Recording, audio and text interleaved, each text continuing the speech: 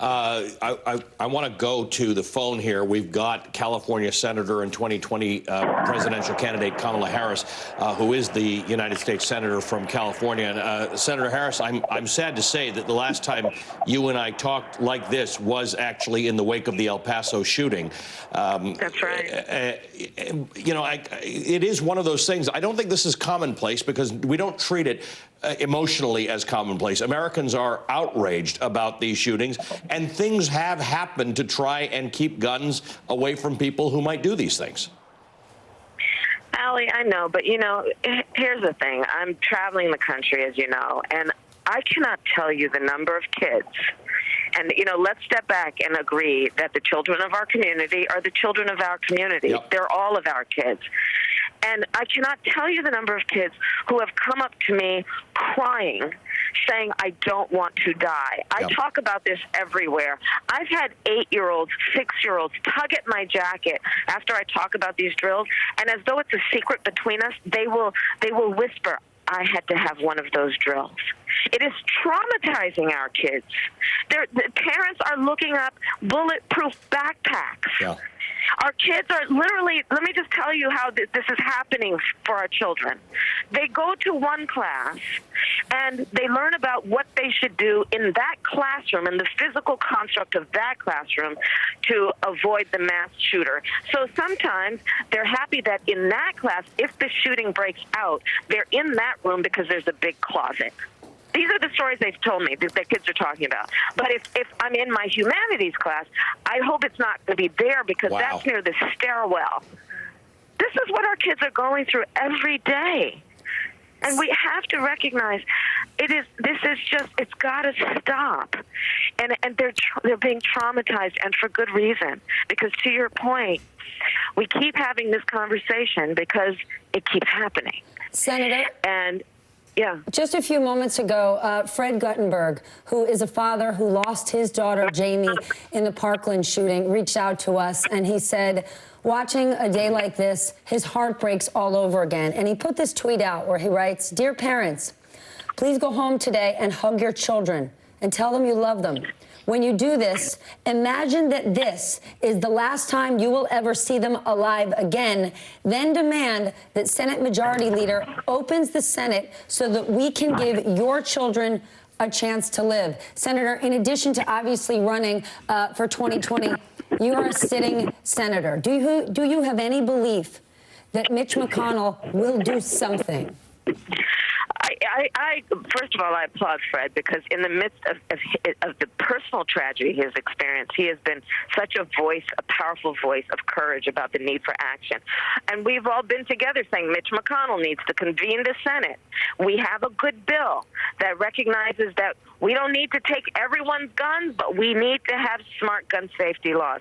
And there has been a failure, Stephanie. There's been a failure of the United States Congress to have the courage to act. It is pathetic. It is pathetic that people yield to a gun lobby on an issue that affects all our children. And by the way, these babies, and I mean those elementary, middle, and high school kids, could care less who their parents voted for in the last election.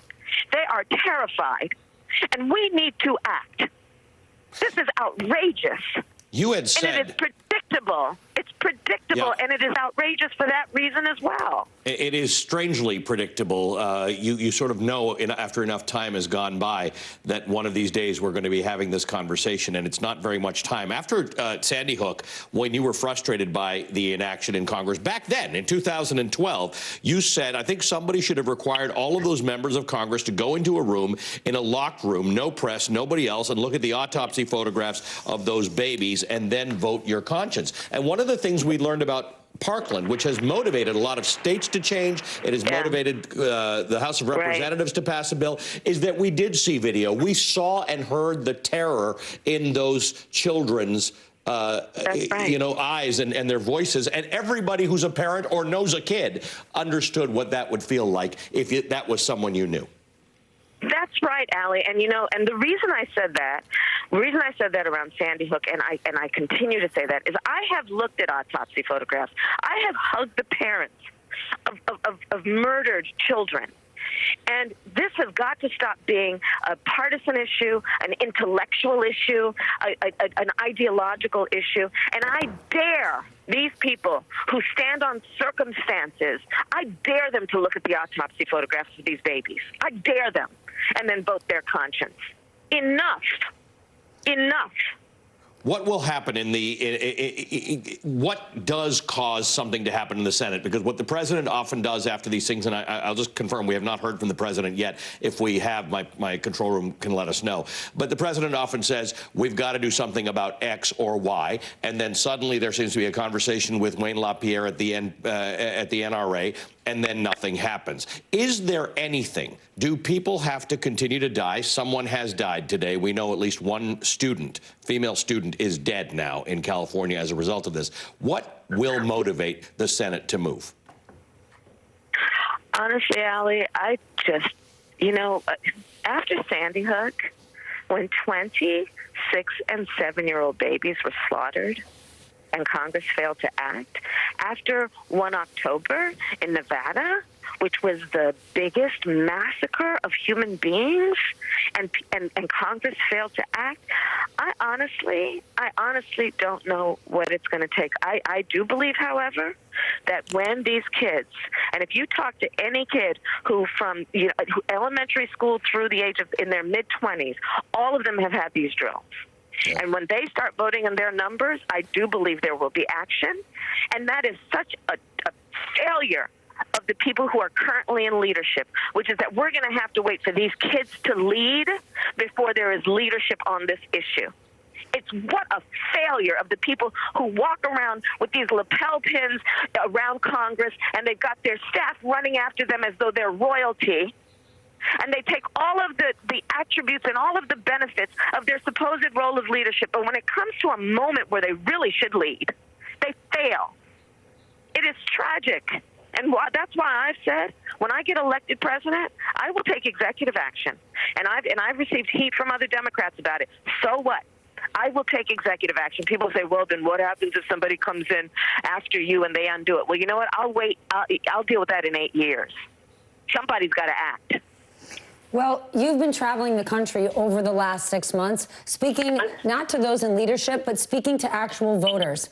We saw in the state of Virginia just a week and a half ago, that state flip blue mostly on common sense gun initiatives. Universal background checks are now widely supported by the American people. Do you see voters, not just young people who are sick of school drills, do you see voters saying it's time to put this on top of the ballot? I do, Stephanie, and you should see the kind of activism. There's a whole group of moms and dads that are called Moms Demand Action who are volunteering. They have these red T-shirts. They show up at every rally. They are activated. They're, the Sandy Hook folks, the Gabby Giffords, who has been extraordinary in the way that she and Mark have been traveling the country. All of the kids, the Parkland leaders. So yes, there is consensus out there that we need reasonable gun safety laws, and two pieces in particular: universal background checks and a renewal of the assault weapons ban. Pretty basic, and NRA members believe and agree with it. But when you have people like Wayne LaPierre and the gun lobby, and then the feckless people who are in a position of leadership, who then operate from a position of fear and try and push fear, then you see an action. But there are an incredible number of heroes out there who are active and engaged, and I feel optimistic. But each day that a tragedy, talk to the parents of the child who died today, and optimism about the future means nothing in terms of their grief today. Nothing. Senator, we're looking at on the screen, the bottom right, we're waiting for a press conference from the L.A. Sheriff's Office, which we don't have, and what we don't know yet is what type of gun was used in this. But what we do know is that in most of these mass shootings and school shootings, it has been an assault-type weapon. So putting that one aside for a second, the issue of universal background checks and red flag laws seems to have overwhelming support in the U.S. population. And in fact, I think 17 states now have enacted red flag laws, and others are moving toward it. it, there has been much more progress on the state level than there has been at the federal level. There has been, and my state, California, has been great. But if we don't have universal standards, then it really is not. It is not effective, to be frank and candid, because these weapons can be transported across state lines very, very easily. We need universal standards. That is what is lacking. And until we have it, we can expect these kinds of tragedies. I applaud states like Virginia, California, so many others that have done the right thing. But until we have federal laws that create, universal standards for who can own a weapon, who can buy a weapon, what kind of weapon can be owned and possessed, we're going to continue to see these kinds of tragedies. So. Senator, we've got to get a break in here. Senator Kamala Harris is on the phone with us. She is the United States Senator for California and a 2020 presidential candidate. She was also the Attorney General of California and the District Attorney for San Francisco. You're watching live coverage on MSNBC. We'll be right back.